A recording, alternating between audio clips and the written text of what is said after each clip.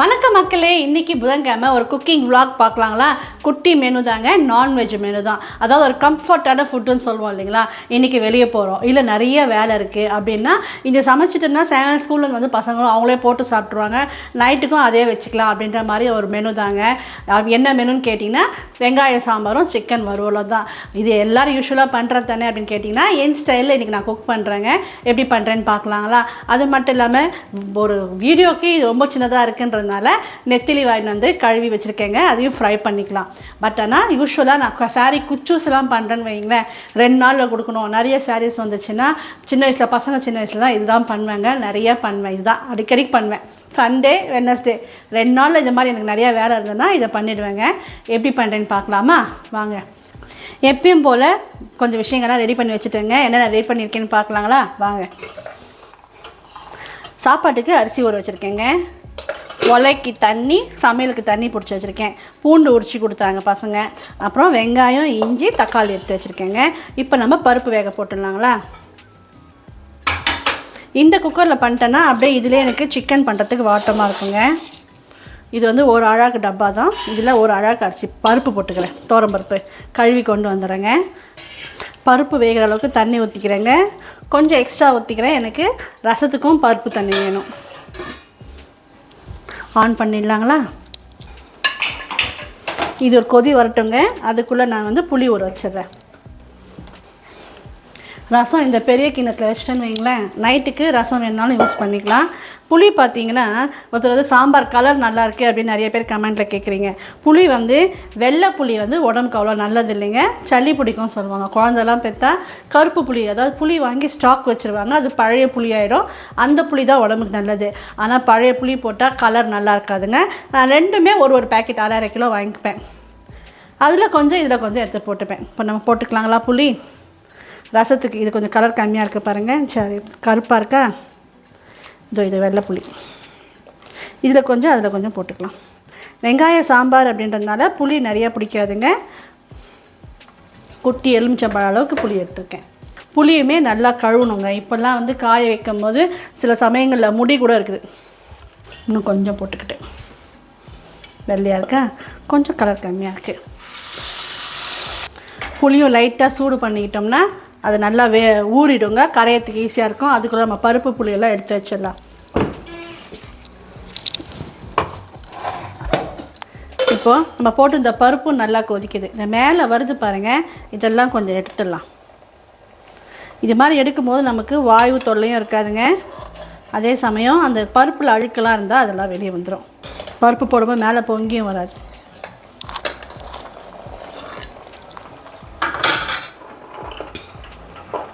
குட்டி குட்டியாக இருக்குங்க. ஒரு 5-6 பல் பூண்டு போட்டுக்கிறேன். அப்புறம் தக்காளி, ரசத்துக்கு தக்காளி போட்டுக்கலாம்.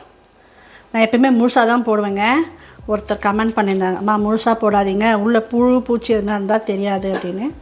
சரி, கட் பண்ணி போட்டுக்கலாம்.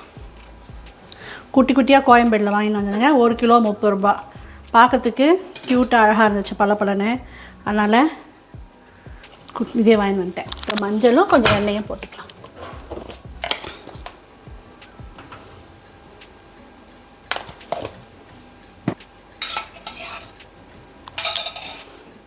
கட்டி பெருங்காயம் அதையும் கொஞ்சம் சேர்த்துக்கலாங்க. சாம்பார் நல்லா வாசனையாக இருக்கும். இப்போ இதை மூடி போட்டு விசில் விட்டுடலாம்.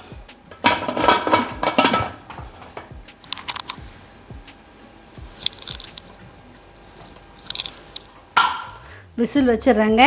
ஹை ஃப்ளேமில் ஒரு விசில் வந்ததும் ஸ்லோ ஃப்ளேமில் ஒரு 10 மினிட்ஸ் வைக்கிறேன். இந்த பக்கம் ஒலை போட்டுடலாங்க. நான் ஸ்லோவாக தான் வைக்க போகிறேன். ஏன்னா நம்ம தண்ணி சுடும். தண்ணி ஃபுல்லாக இருக்குது பாருங்கள். சூடானதும் இதில் சாம்பார் சுடு தண்ணியை கொஞ்சம் ஊற்றிக்கலாம். ஸ்லோவாக வைக்கிறதுனால நம்ம கொஞ்சம் லேட்டாகவும் சாதம் வடித்தா சூடாக இருக்கும். பருப்பு வேகட்டுங்க. அதுக்குள்ளே நான் வெங்காயம் தக்காளியெலாம் அரைச்சிக்கிறேன். வெங்காயம் தக்காளியெலாம் அரிஞ்சு வச்சுட்டேங்க. பருப்பு வெந்துட்டுருக்கோம். நம்ம இதை குக்கரை மாற்றிட்டு இதில் கடாய் போட்டுக்கலாம்.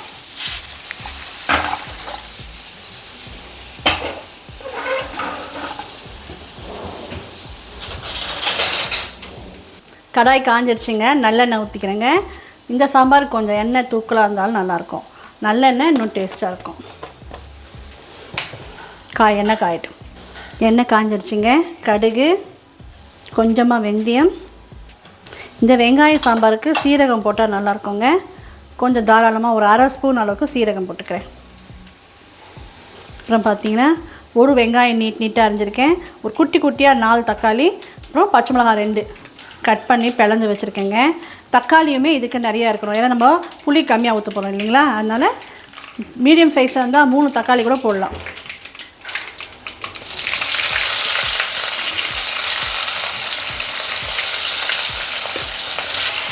அப்புறம் இதிலே காஞ்ச மிளகாவும் போட்டுக்கிறேங்க. இந்த மிளகா கிள்ளின சாம்பாருக்கு நிறைய பேர் வெறும் காஞ்ச மிளகா போட்டு போடுவோம், இல்லைனா ஒரு சில பேர் பச்சை மிளகா போட்டு பண்ணுவாங்க. எங்கள் அம்மா வீட்டில் காஞ்ச மிளகா தாங்க போட்டு வெங்காய சாம்பார் வைப்பாங்க. நான் என் கல்யாணம் ஆகி போகும்போது எங்கள் மாமியார் பச்சை மிளகா போட்டு வைப்பாங்க. அது ஒரு டிஃப்ரெண்ட் ஃப்ளேவராக இருக்கும். நான் ரெண்டுமே கம்பைன் பண்ணி பண்ணுவேன். இது எங்களுக்கு ஃபேவரட் ஆயிடுச்சு. இது கொஞ்சம் நல்லா குழைய வதக்கணும். தக்காளி குழையிற அளவுக்கு வதக்கணுங்க. அப்போ தான் இந்த சாம்பார் நல்லாயிருக்கும். அதுக்குள்ளே நம்மளுக்கு ப்ரெஷர் இறங்கிடும். இதை அதில் ட்ரான்ஸ்ஃபர் பண்ணிவிட்டு இதில் ரசம் தாளிச்சிட்டு இதிலே நம்ம சிக்கன் வறுக்கணுன்னா வறுத்துக்கலாம், இல்லை தாளித்து கொட்டிக்கலாம். சாம்பாரான பிறகு இதிலே நம்ம சிக்கன் வறுத்துக்கலாங்க. அதாவது நான் வந்து எதனா பிஸ்னஸ் பண்ணணும், பசங்கள்லாம் கொஞ்சம் பெருசாகிட்டாங்க, ஸ்கூலுக்கு போக ஆரம்பிச்சிட்ட பிறகு எதனா நான் பண்ணணும்னு ஆசைப்படும் போது ப்ளவுஸ்லாம் எடுத்து தைக்க ஆரம்பிச்சோன்னு வைங்களேன், அது பெரிய வேலை. எனக்கு 3 பசங்க, அவங்களுக்கு நானே தான் வந்து பாடம் சொல்லி கொடுத்துட்ருந்தேன். எக்ஸாம் டைம்லலாம் முடியாது அப்படின்றதுனால வீட்டாண்ட வந்து நிறைய தெலுங்கு பீப்புள்ஸ் இருந்தாங்க. அவங்கெல்லாம் வந்து ஃபால்ஸ் தைக்காமல் சாரீ கட்டவே மாட்டாங்க. சாரீ சேல்ஸ் பண்ணுறவங்களும் இருந்தாங்க. ஹைட்ராபாட்லேருந்து கொண்டு வந்து சாரீ இங்கே சேல்ஸ் பண்ணுவாங்க. நிறைய பேர் அவங்கக்கிட்ட வாங்குவாங்க. அப்போ அவங்க ஒரு ஐடியா கொடுத்தாங்க, நீங்கள் ஜிக்ஸாக் பண்ணி ஃபால்ஸ் தைச்சா நல்லா நாங்களே சாரீஸ் கொடுக்குறோம் அப்படின்னாங்க. அதுவும் ஜிக்ஸாக் எப்படின்னு கேட்டிங்கன்னா, ஜிக்ஸாக்னால் பீக்கோ, இந்த சாரியில் பீக்கோ இருக்காது. பீக்கோ அதாவது ஜிக்ஸாக்குன்னு சொல்லுவோம், பீக்கோன்னு சொல்லுவோம், அது எல்லோரும் பார்த்துருப்பீங்க. ஆனால் ஃபால்ஸும் அந்த மிஷின்லேயே தைக்கணுங்க. ஸ்ட்ரெயிட்டாக வராது. தையல் பார்த்தீங்கன்னா இப்படி இப்படி இப்படி வரும், ஜிக்ஸாக்காக வரும். உங்களுக்கு காட்டுறேன், இந்த தெரிஞ்சா பாருங்கள்.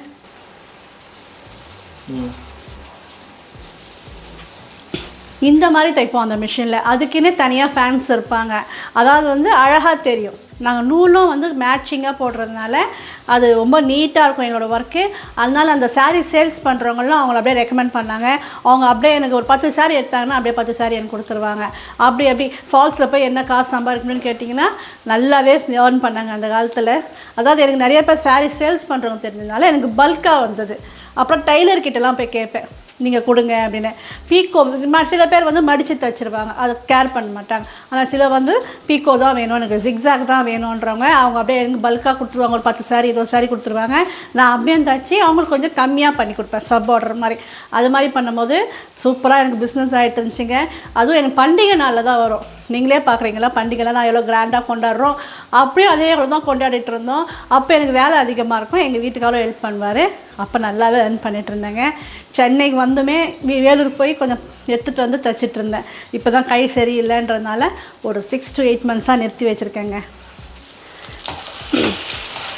அதனால் லேடிஸ் வந்து என்ன செய்யறதுன்னு யோசிக்காமல் எதனா ஒரு களத்தில் இறங்கிடணும் தைரியமாக. உங்களுக்கு என்ன தெரியுமோ அதில் இறங்கிட்டீங்கன்னு வைங்களேன், நம்மளால் நிச்சயமாக ஜெயிக்க முடியும். அப்புறம் வந்து ஆமாம், துணிஞ்சு இறங்கிட்டோம்னா கடவுளே அதுக்கு வழிகாட்டுவார். நமக்கு ஆர்டர்ஸ் வரும், நம்ம அப்படியே பிக்கப் பண்ணிட்டு போயிடலாம். தக்காளி வதங்குதுங்க, அதுக்குள்ளே ப்ரெஷர் இறங்கிச்சான்னு பார்க்கலாம்.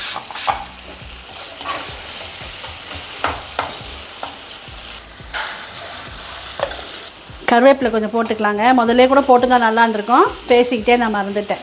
கருவேப்பிலை போட்டுட்டேங்க. குக்கர் ப்ரெஷரும் இறங்கிடுச்சு.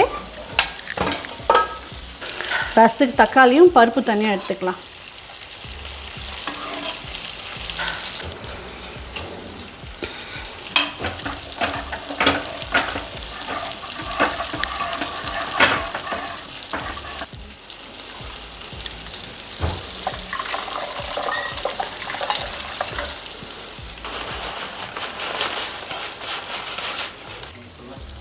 சாம்பாருக்கு பருப்பில் உப்பு போட்டுடலாம்.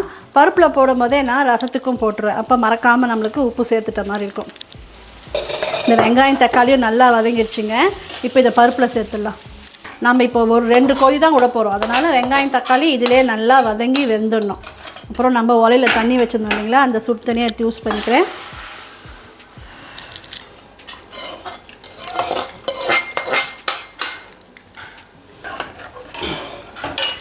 உங்களுக்கே தெரியும், இந்த வெங்காய சாம்பார் தண்ணியாக இருந்தால் தான் நல்லாயிருக்குங்க.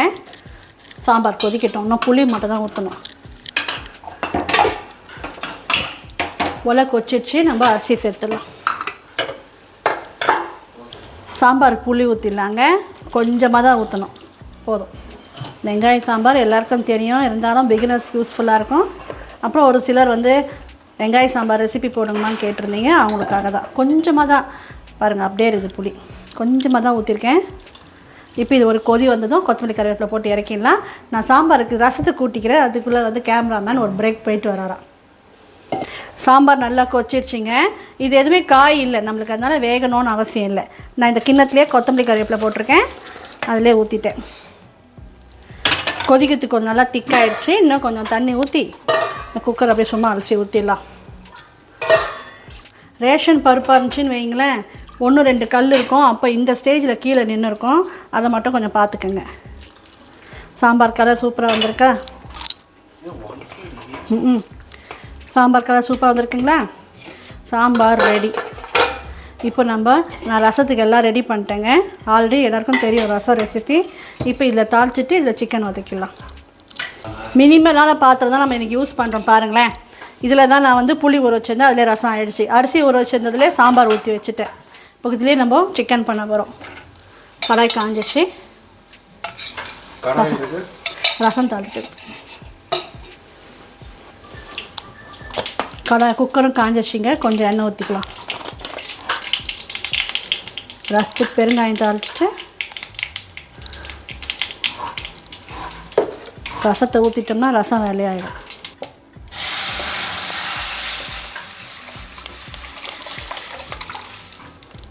இப்போது நல்லா மீடியம் சைஸில் 3 வெங்காயம் அரிஞ்சு வச்சுருக்கேங்க. சும்மா ஃப்ளேவருக்காக 2 பச்சை மிளகா வச்சுருக்கேன், அதை போட்டு வதக்கலாம். 3 அடுப்புமே ஸ்லோ வச்சுட்டு நான் போய் சிக்கன் கழுவி கொண்டு வந்துடுறேங்க. சிக்கன் கழுவி கொண்டு வந்துட்டுங்க. வெங்காயம் இன்னும் கொஞ்சம் வதங்கணும். சாதம் வெந்துடுச்சான்னு பார்க்கலாம். இன்னும் கொஞ்சம் வேகணும். ரெடி. மிளகு சீரகம் அரைச்ச மிக்ஸி ஜார்லேயே இஞ்சி பூண்டு அரைச்சிக்கிறேங்க. இது வந்து சிக்கனுக்கு, அப்புறம் நெத்திலி மீன் கொஞ்சோண்டு, அப்புறம் கொஞ்சம் மிச்சம் இருக்கும், அதை எடுத்து வச்சுப்பேன். இஞ்சி பூண்டு பாருங்கள், தண்ணியே இல்லாமல் அரைச்சிருக்கேன். சிக்கன் 1 kg தாங்க, ஒரு 1.5 ஸ்பூன் அளவு போட்டுக்கிறேன்.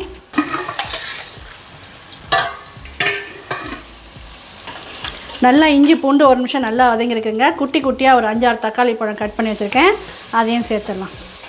தக்காளி பழம் போட்டதும் கொஞ்சம் உப்பு போட்டுக்கலாம்.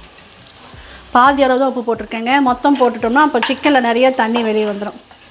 நல்ல இஞ்சி பூண்டு மணமாக இருக்குங்க. இப்போ நம்ம கழுவின கோழியை சேர்த்துடலாம். ரசமும் கொச்சிடுச்சு. ஆனால் எல்லாம் ஒரே டைம் ஆகும். ரசம் கொச்சிடுச்சிங்க. ரசம் இறக்கிட்டு நம்ம சாதம் வச்சிடலாம். இதெல்லாம் தூக்காத, கை வலிக்கும்ல. தூக்காமல் எப்படி சமைக்கிறது? ஒருத்தருக்கு உங்களை கூப்பிடுவாங்களா, டேய் கொஞ்சம் ரசம் இறக்குவா, சாதம் அடிக்குவான்னு? இதுலேயே எடுத்து ஊற வச்சா என்ன ஆகுது? எதுல எடுத்து ஊற வைக்கணும்? நம்ம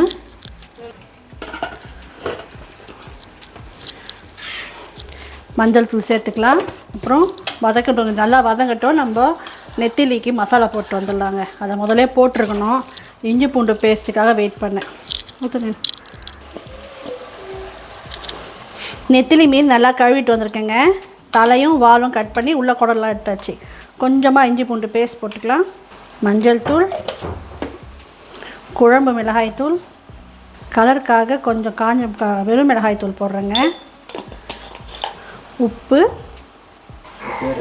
2 டேபிள் ஸ்பூன் அளவு கார்ன்ஃப்ளவர் போட்டிருக்கேங்க. அப்புறம் அரிசி மாவு கொஞ்சம் போட்டுக்கலாம். அரிசி மாவும் 2 டேபிள் ஸ்பூன் அளவு போட்டுக்கிறேன். லெமன் இல்லைன்னா கொஞ்சமாக வினிகர் போட்டுக்கலாம். வினிகரும் இல்லைன்னா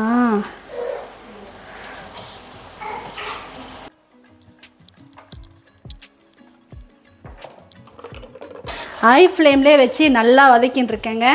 தண்ணி வர வர அதுவும் கொஞ்சம் எவாப்ரேட் ஆகிட்டு தான் இருக்குது. நம்ம இப்போ இதில் மிளகாய் தூள் சேர்த்துடலாம். ஆல்ரெடி கொஞ்சம் உப்பு போட்டிருக்கோம். இது குழம்பு மிளகாய் தூள், வீட்டில் அரைக்கக்கூடிய குழம்பு மிளகாய் தூள். கருவேப்பிலை சிக்கன் வெறும் நம்ம டெய்லி செய்வோம்ல ஆரஞ்சு கலரில் வெறும் மிளகாய் தூள் ஒரு ஸ்பூன் போட்டிருக்கேன். இன்னும் கொஞ்சம் உப்பு சேர்த்துக்கிறேங்க. கடைசியாக மிளகுத்தூள் போடுவேன். நான் அரைச்சி வச்சுருக்க மிளகுத்தூளில் உப்பு இருக்குங்க, அதனால் 3/4 உப்பு வர மாதிரி கோழிக்கு போட்டிருக்கேன். அவள் தாங்க. இப்போ இது எல்லாமே போட்டாச்சு. நம்ம இன்னும் பட்டை லவங்கம் தான் போடல, அதை கடைசியாக தாளித்து கொட்டிக்கலாம். இப்போ இது வேகணும். விசில் விட்டோன்னு வைங்களேன், நிறைய தண்ணி வெளியே வந்துடும். அதனால் ஸ்லோ ஃப்ளேமில் கலரி விட்டு வேக வைக்கிறேன். குக்கரில் இருக்கிறதுனால அடி பிடிக்காது. இப்போ நம்ம நெத்திலியை கொஞ்சம் ஃபினிஷிங் பண்ணிடலாம். தண்ணியே ஊற்றலைங்க, இதில் இருக்கிற தண்ணியே ஆவியாகி விழுந்து வேகட்டும். இப்போ இதில் கொஞ்சமாக முட்டையை போட்டுக்கலாம். சிக்கன் வெந்துச்சான்னு பார்க்கலாங்களா? எப்படி கலர்ஃபுல்லாக இருக்குது பாருங்கள். நமக்கு வேறு சூடு தாங்காது. நல்லா வெந்துச்சுங்க. இருறா ஃபினிஷ் பண்ண தான் தரேன்.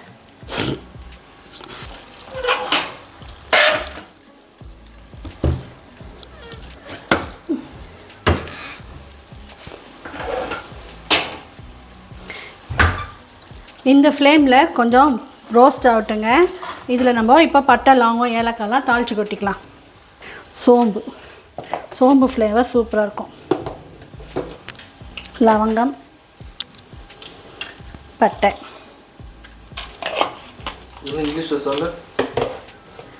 Cinnamon, glove, ஸ்னோஃப், SNAUF.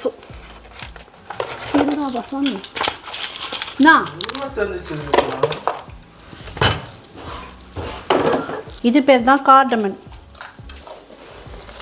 கரெக்டா?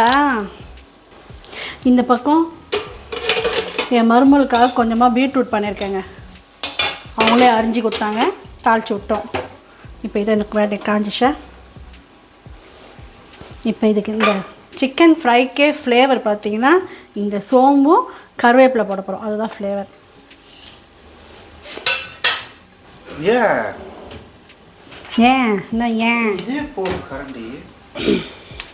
இதில் எண்ணெய் ஊற்றும் போது இது மசாலாவாகிடும்.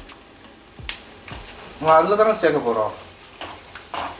இதில் மீன் வறுக்க போகிறோம். போட்டுடலாமா?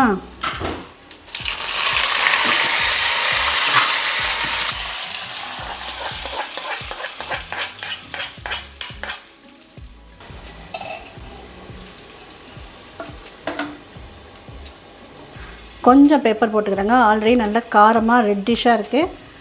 பெப்பர் இருந்தாலும் ஃப்ளேவர் நல்லாயிருக்கும். அவ்வளோதாங்க, சிக்கன் ஃப்ரை ரெடி ஆயிடுச்சு. இன்னும் கொஞ்சம் ரோஸ்ட் ஆகும். ஃப்ளேம் ஐய வைக்கிறேன். இதில் நம்ம எண்ணெய் பொரிச்சிக்கலாம். இந்த குக்கர் முடிக்கிற வேலை ஆயிடுச்சு, எடுத்து ஊற வச்சிடலாம். இது இன்றைக்கி நம்ம வீடியோவில் இன்க்ளூட் பண்ணல.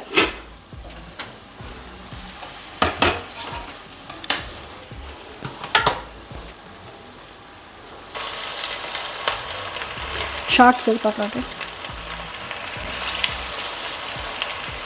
வேணாம், கம்மியாக இருக்கு.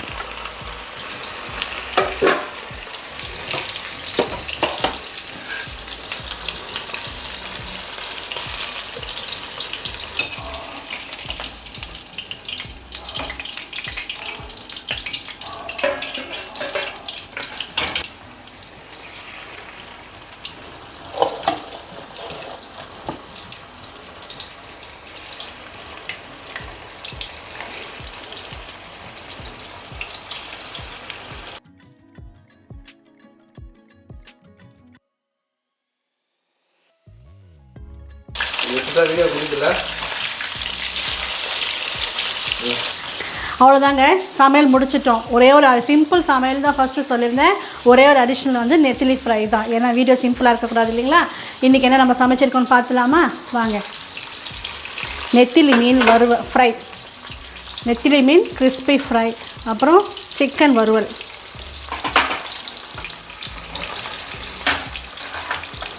நல்லா காரசாரமாக கருவேப்பிலை சோம்புலாம் தாளித்த சிக்கன் வறுவல். பார்க்குறதுக்கே சாப்பிடணும் போல் இருக்குங்களா?